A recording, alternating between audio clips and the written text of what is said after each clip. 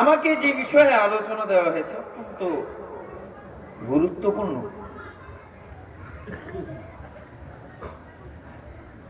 এই আলোচনা এখন খুব বেশি হওয়া দরকার, কারণ আবহমান কাল থেকে,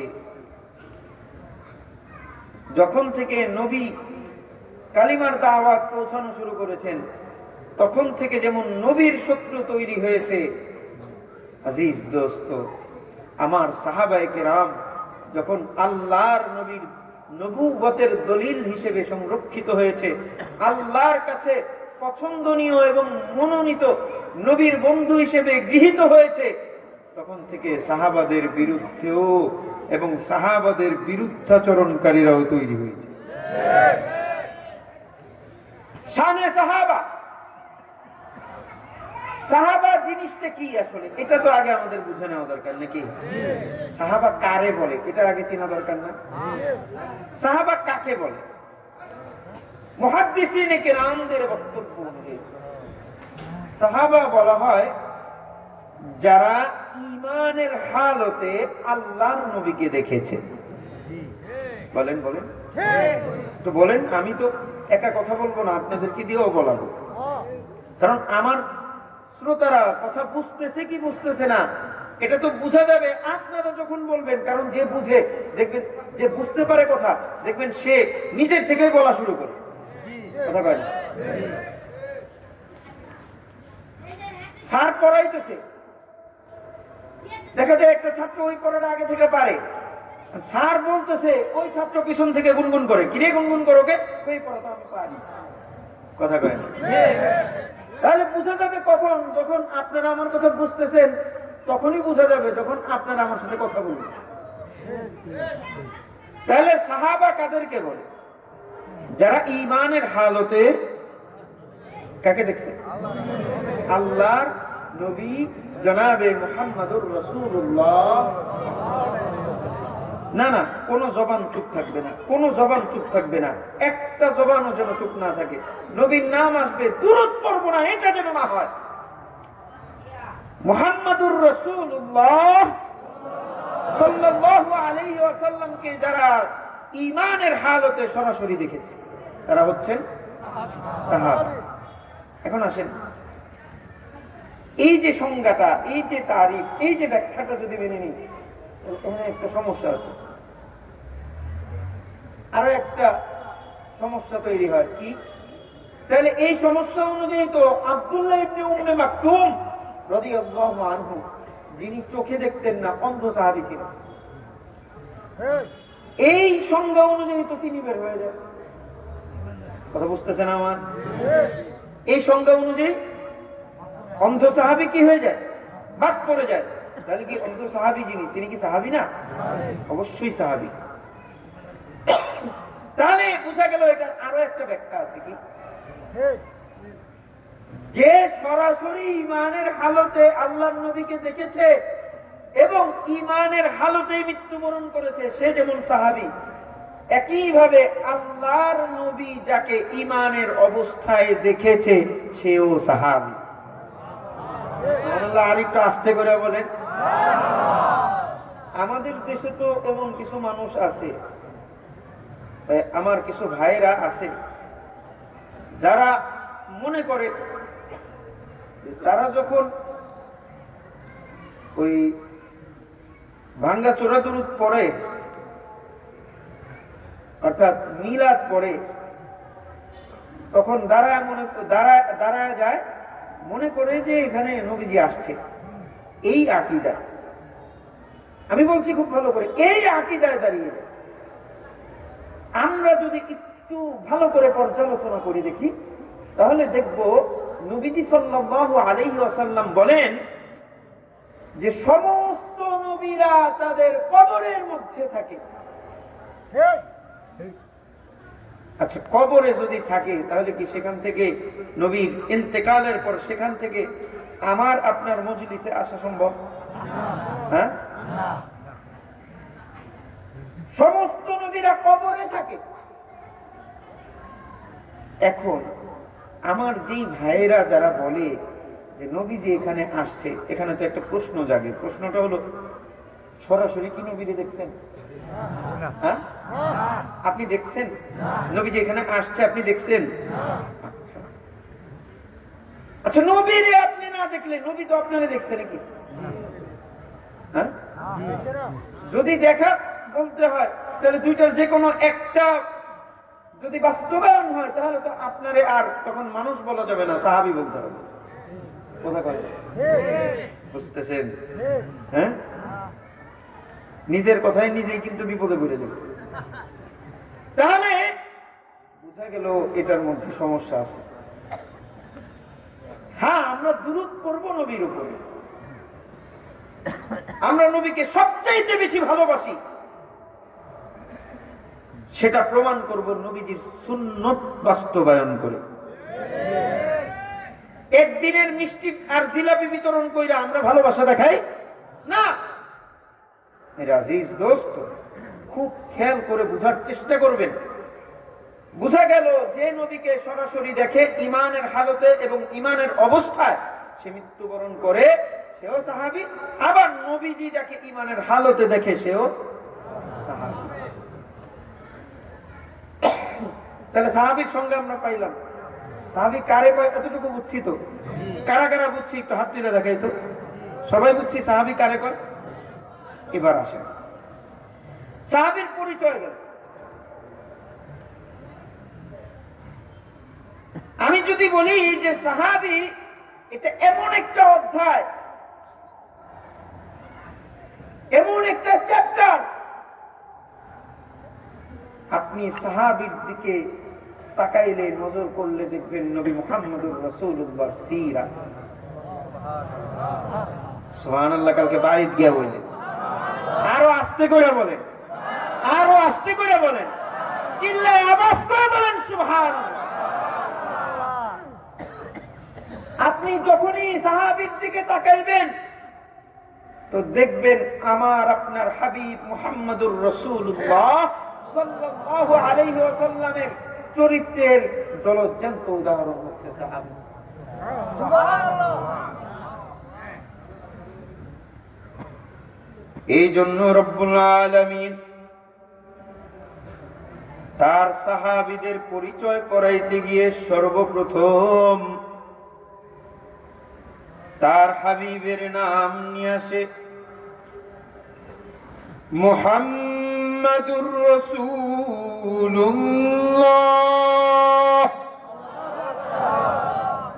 মুহাম্মাদুর রাসূলুল্লাহ।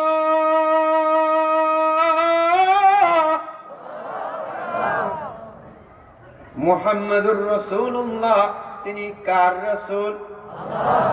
জোরে বলেন কার রাসূল? এই যে যতবার বলতেছেন ভেতরে সমস্যা থাকলে সেটা আল্লাহ ঠিক করে দিবে।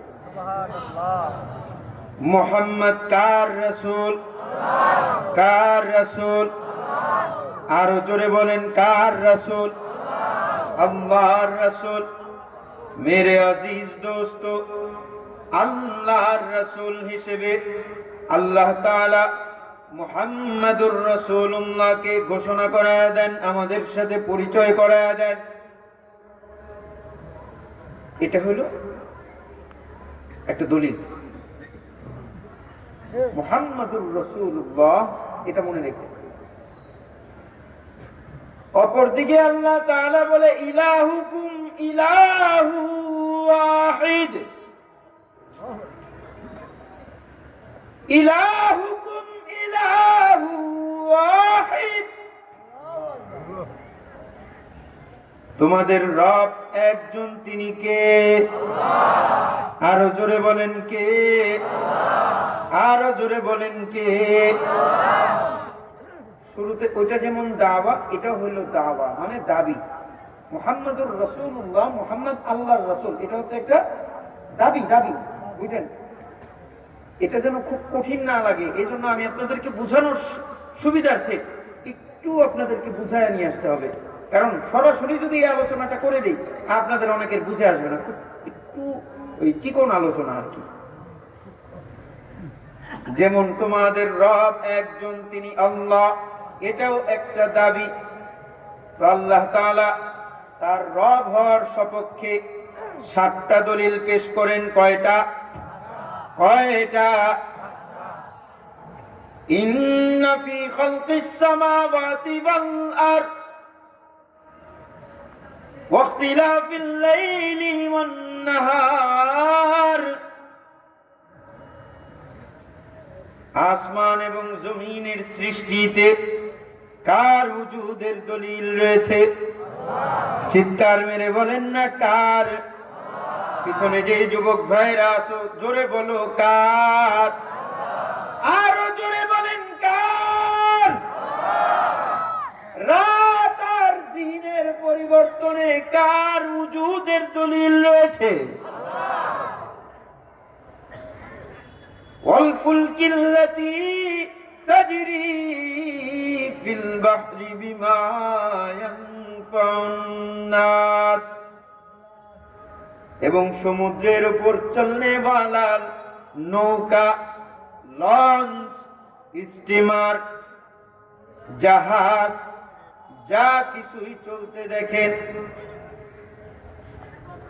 যা কিছুই সমুদ্রের উপর চলতে দেখেন, এই সব কিছু মানুষের কল্যাণার্থে চলতেছে। এবং এই ভারী লঞ্চটাকে, ভারী নৌকাটাকে, ভারী জাহাজটাকে সমুদ্রের পানির উপর ভাসায় রাখছেন কে? আরো জোরে বলেন কে?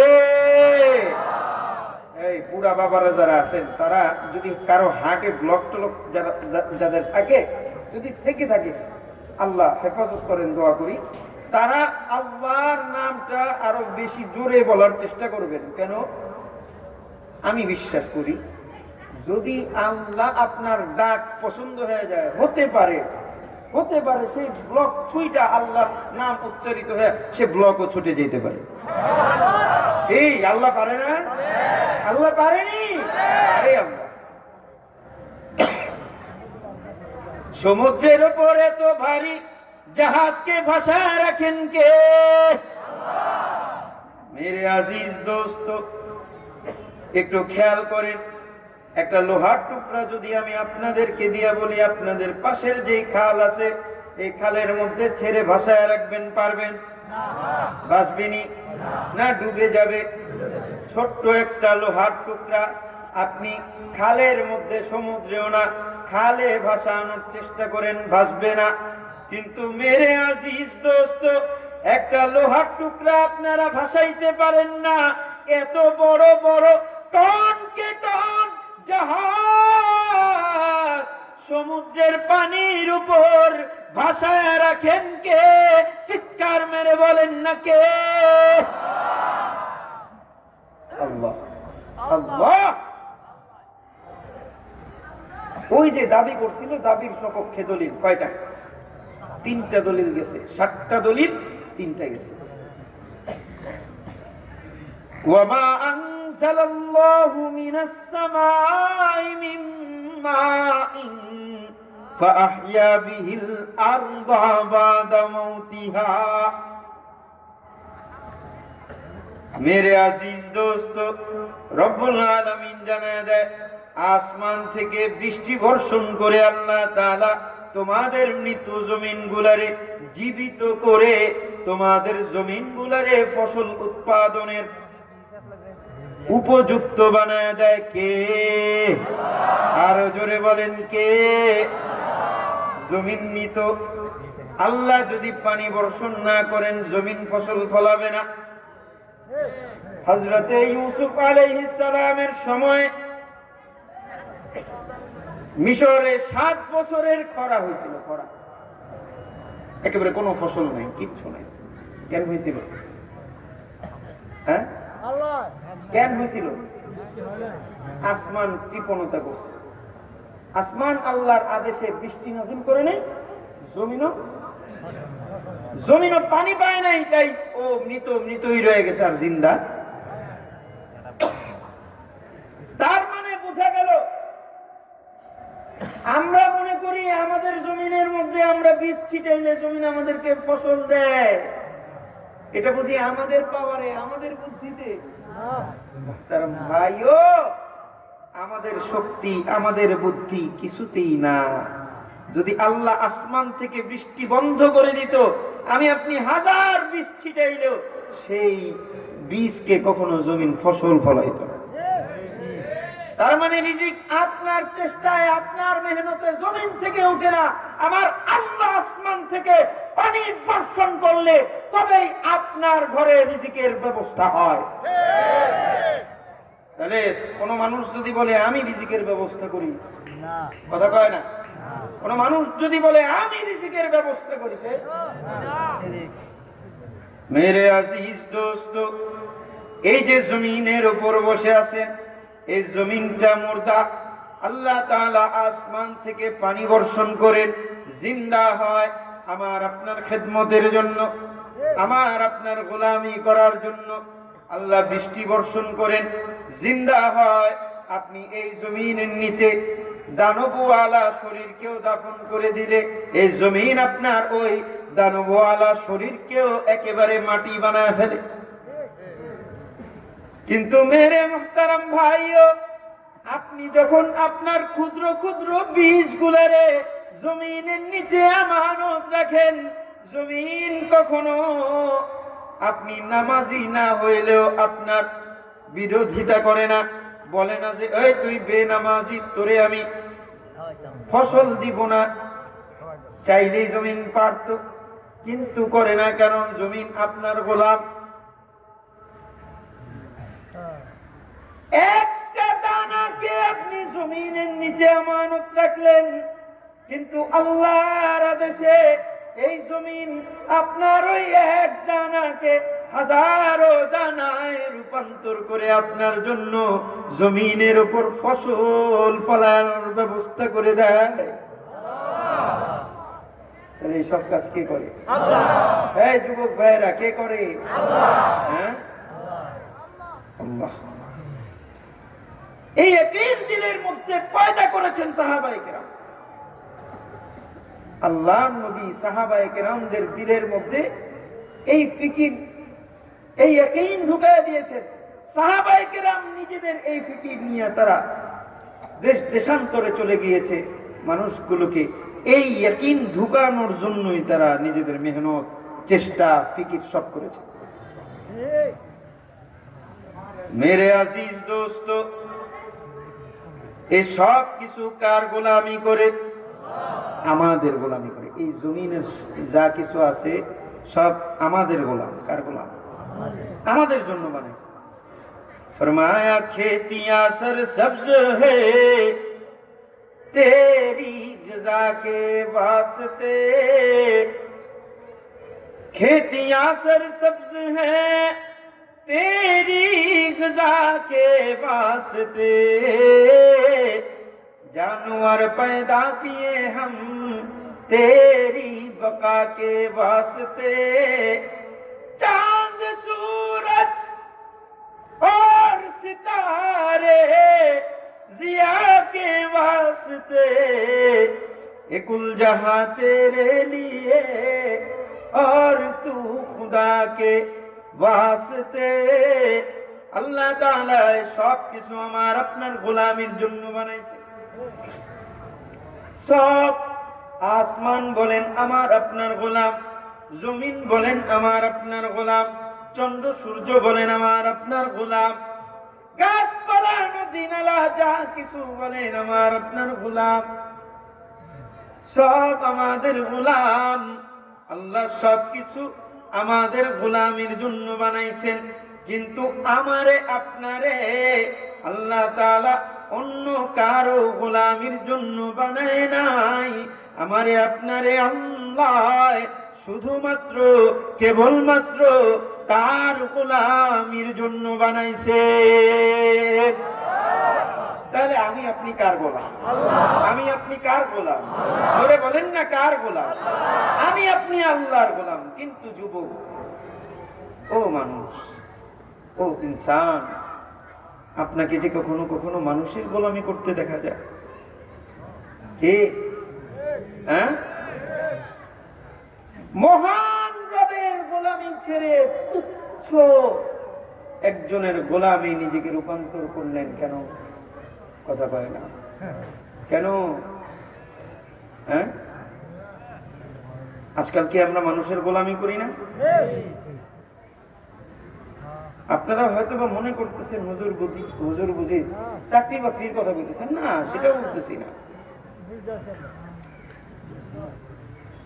আজিজ দোস্ত, মানুষের গোলামির মধ্যে কোন রকম স্বাধীনতা তো নাই, কোন মর্যাদাও নাই।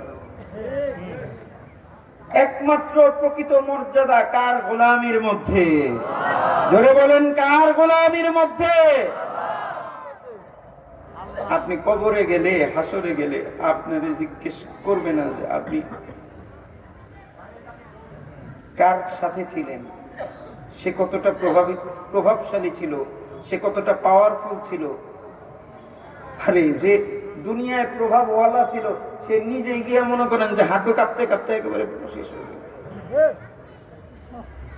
আল্লাহ যখন হাসরের ময়দানে যখন ঘোষণা দিবে, লিমানিল মুলকুল ইয়াউম লিল্লাহিল ওয়াহিদিল কাহ্হার। আল্লাহ তাআলা হাসরের ময়দানে এই যে প্যান্ডেল, যদিও আলহামদুলিল্লাহ এখন অনেকটা ভরা দেখা যাইতেছে, কিন্তু এই প্যান্ডেলের সম পরিমাণ মানুষ থাকবে না, বরং আজ পৃথিবীর সূচনা লগ্ন থেকে শেষ পর্যন্ত যত মানুষ আছে সব মানুষকে আল্লাহ তাআলা হাসরের ময়দানে একত্রিত কইরা আল্লাহ তাআলা ডাক দিয়ে জিজ্ঞেস করবে এমন এক ভয়ঙ্কর সুরে, আজকের রাজত্ব কার? এই যে কথাটা বলছেন না, এই কথাটা বলারও সুযোগ পাইবেন না। কাপাকাপি করবেন না, কইবেন, কথা কয় না। আল্লাহ যখন এই ঘোষণাটা দিবে, তখন তো আপনার সাহসী হবে না এই কথাটা বলা। এই কথা বলার সাহসী, জবান দিয়ে আওয়াজ বের করার সাহসী হবে না, কারণ সাহসী হবে না। লিল্লাহিল ওয়াহিদিল কাহ্হার। আল্লাহ যদি ওই দিন আমাদের কহারের রূপ দেখায়, কঠোর রূপ দেখায়, বাঁচার মতো সামর্থ্য কারো আছে? বাঁচার মতো সামর্থ্য কারো আছে? কেউ বাঁচতে পারবে? এই আমার নেতা আমারে বাঁচাইতে পারবে? আমার বাপে আমারে বাঁচাইতে পারবে? আমার মায়ে আমারে বাঁচাইতে পারবে? আমার ভাই আমারে বাঁচাইতে পারবে? হ্যাঁ, কেউ বাঁচাইতে পারবে না। পারবে কে? আল্লাহ। তবে আল্লাহ উসিলা দিয়া বাঁচাবেন।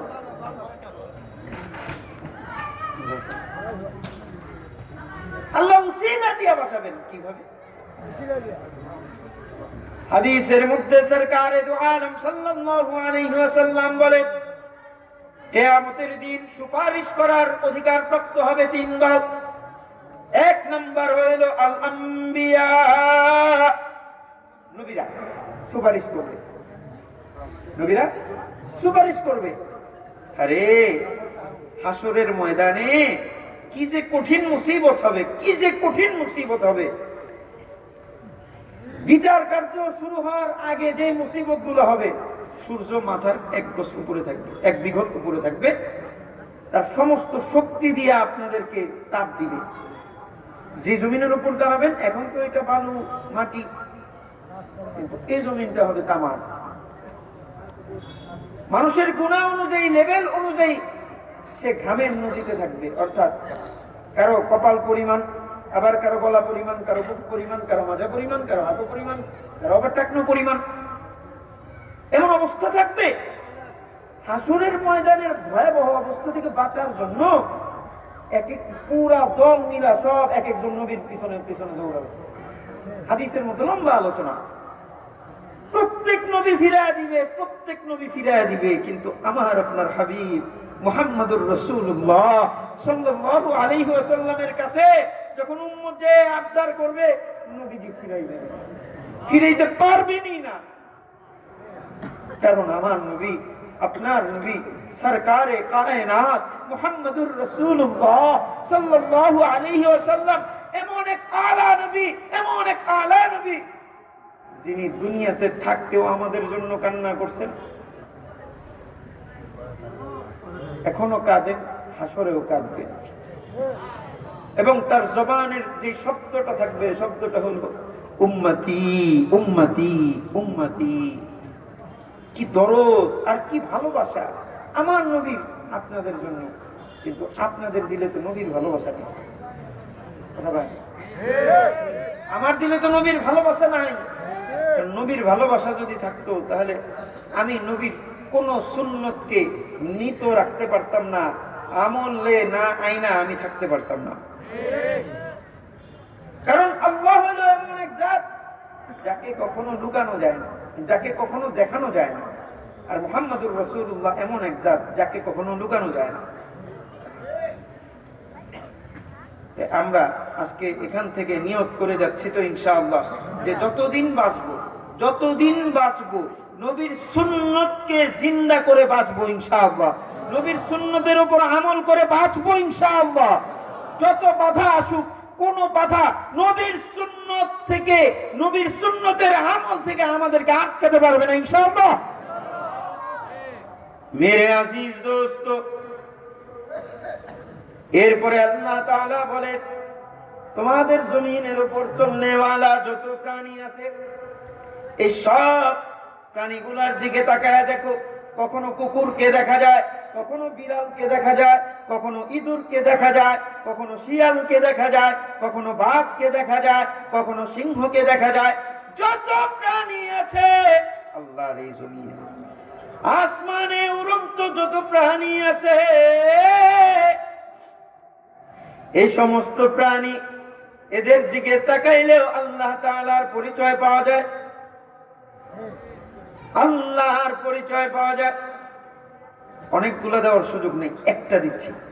রব্বুল আলামিন বলে ওয়া ইন্না লাকুম ফিল আনআমি লাইবরা নুসকিকুম মিম্মা ফি বুতুনিহি মিন বাইনি ফারাসিন ওয়া দামিন লাবানান খালিসান সাইগান লিশ-শারিবিন। রব্বুল আলামিন বলে গবাদি পশুর মধ্যে তোমাদের জন্য শিক্ষা রয়েছে। এক গ্লাস দুধও তোমার শিক্ষক হতে পারে যদি তোমার কুদরতে নজর থাকে, যদি তোমার দিলের রুহানিয়ত থাকে, যদি তোমার দিলের চোখ খোলা থাকে। এক গ্লাস দুধও তোমার শিক্ষক হতে পারে। বলেন হুজুর কিভাবে? রব জানায় ওই যে তোমার ওই দুধের গ্লাসের মধ্যে যখন দুধ ঢালা হয়, তোমারে খাবার জন্য দুধ দেওয়া হয়, তো তুমি দুধের গ্লাসটারে হাতে নিয়ে জানোয়ারের মতোই খায় ফেল না, বরং এই দুধের গ্লাসটা হাতে নেওয়ার পর একটু চিন্তা করে দেখো তোমাদের যে দুধ দেনেওয়ালা প্রাণী গাভী, ওই গাভীর গায়ের রং কালো, লাল অথবা সাদা। ওই গাভীর পেটের ভেতর যেটা আছে দুর্গন্ধযুক্ত গোবর,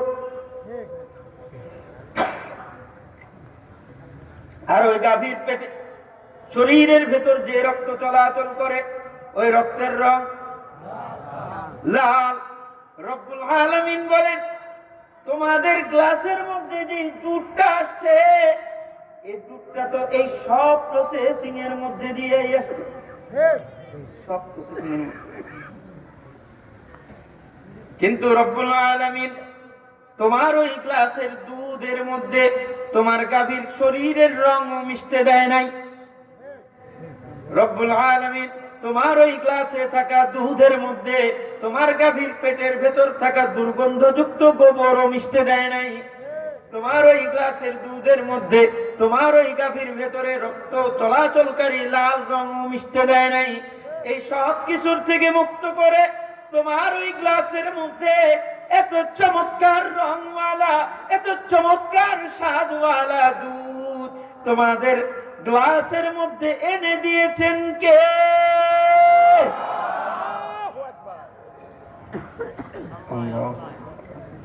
ইমান তাজা হয়নি, আর ইমান তাজা হচ্ছে নি।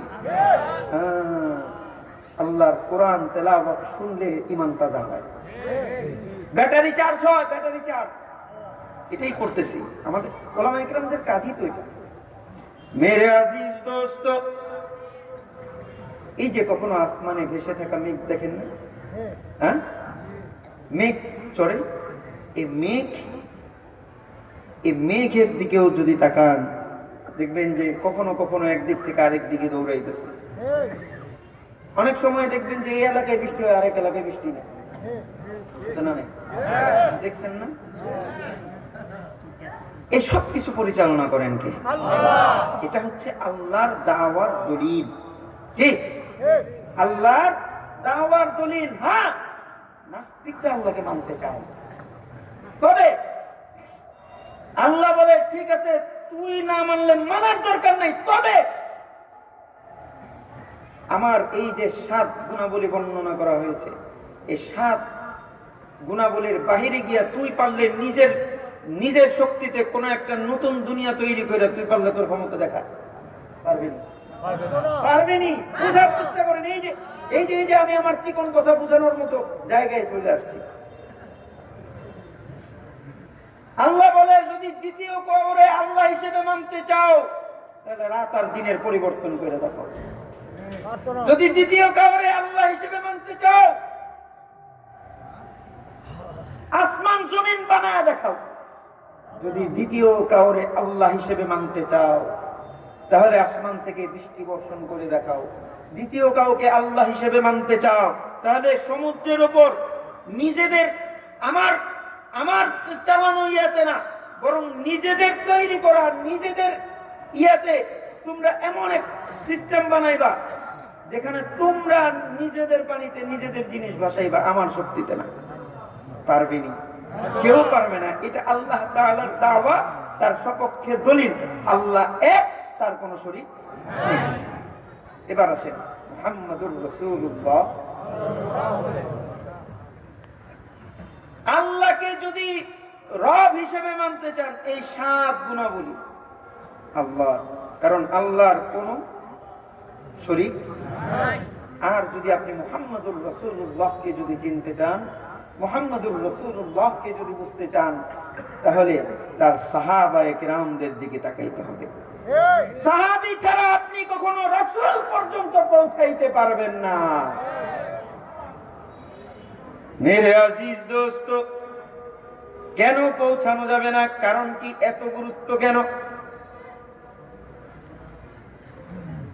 কারণ আল্লাহর নবী জনাবে মুহাম্মদুর রাসূলুল্লাহ সাল্লাল্লাহু আলাইহি ওয়াসাল্লাম বলেন, আসহাবী কান্নুজুম বিআইয়িহিম মুক্তাদাইতুম ইহতাদাইতুম। আমার সাহাবীরা হইল আসমানের এক একটা উজ্জ্বল তারকার ন্যায়, যারই তুমি অনুসরণ করবা হেদায়েত পেয়ে যাবে। আচ্ছা, যারই অনুসরণ করলে যদি হেদায়েত পাওয়া যায়, তাহলে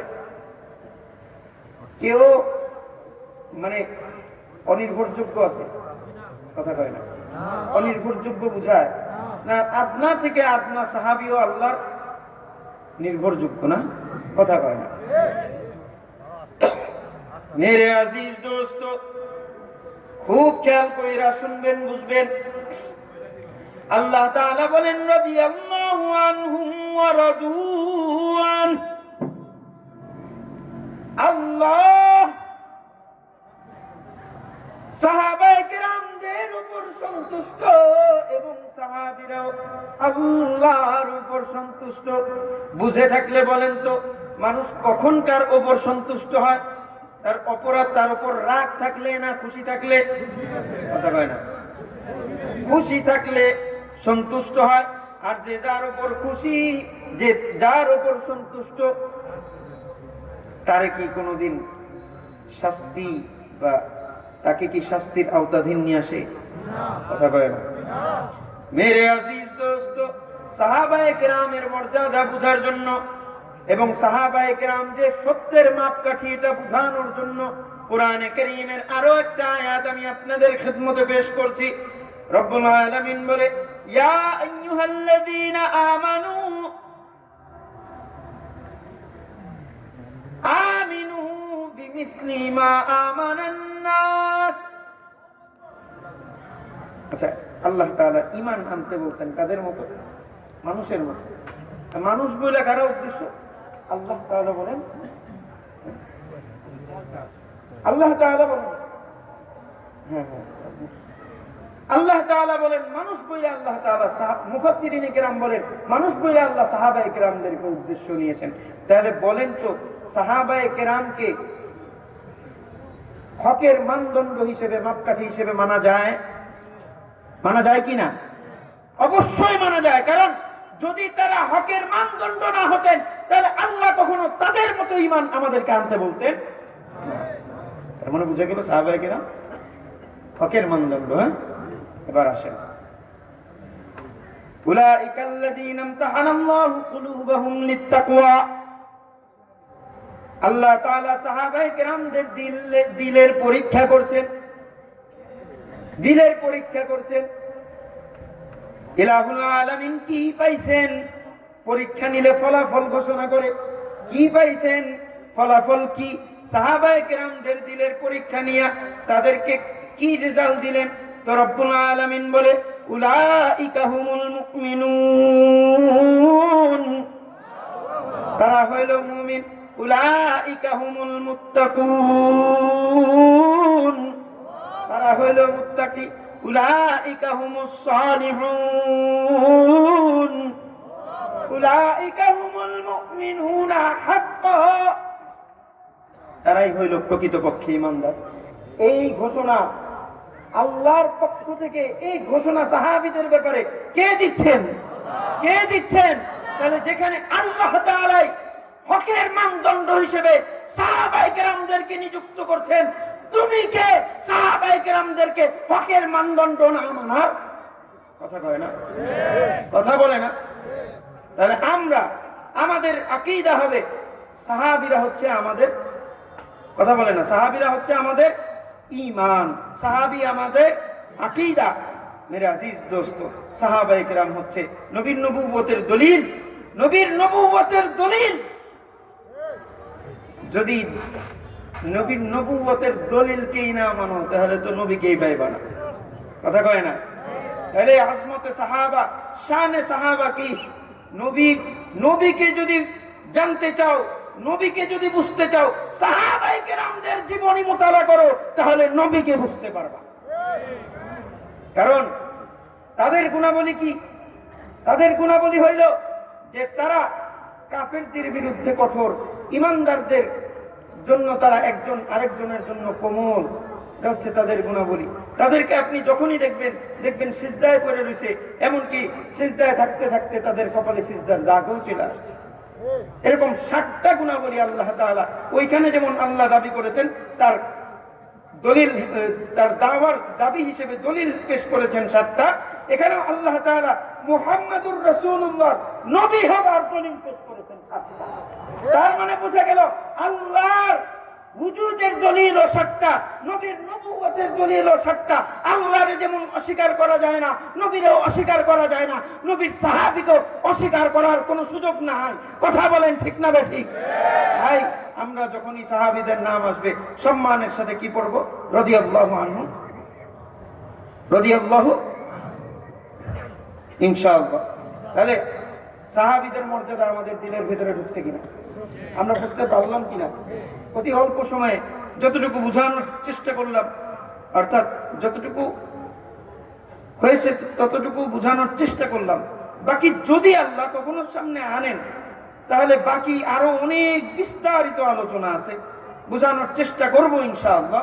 আস্তে আস্তে বুঝবে মানুষ। সাহাবায়ে কেরামকে যদি না চিনে নবী পর্যন্ত পৌঁছাইতে পারবে না। ও মেরে আজিজ দোস্ত, আল্লাহ পাক রব্বুল আলামিন আমাদের দিলের ভিতরে সাহাবায়ে কেরামদের মর্যাদা, সাহাবায়ে কেরামদের ভালোবাসা, সাহাবায়ে কেরামদের ইজ্জত, সাহাবায়ে কেরামদের জন্য মুহাব্বত, ইশক আমাদের অন্তরের মধ্যে ঢুকায়া দেন, এবং হাসরের ময়দানে যেন আল্লাহ আমাদেরকে সাহাবায়ে কেরামদের সাথে, নবীদের সাথে হাসর এবং একসাথে থাকার, জান্নাতে একসাথে থাকার তৌফিক দান করেন। চিল্লায় বলেন আমিন। আর যখনই কেউ সাহাবায়ে কেরামদের বিরুদ্ধাচরণ করবে, মুসলিম হিসেবে, মুসলমান হিসেবে আমরাও তাদের বিরুদ্ধাচরণ করব ইনশাআল্লাহ। ইনশাআল্লাহ আল্লাহ আমাদের সবাইকে কবুল ও মঞ্জুর করেন। আমিন। ওয়া আখিরু দাওয়ানা আলহামদুলিল্লাহি রাব্বিল আলামিন। আসসালামু আলাইকুম ওয়া রাহমাতুল্লাহি ওয়া বারাকাতুহু।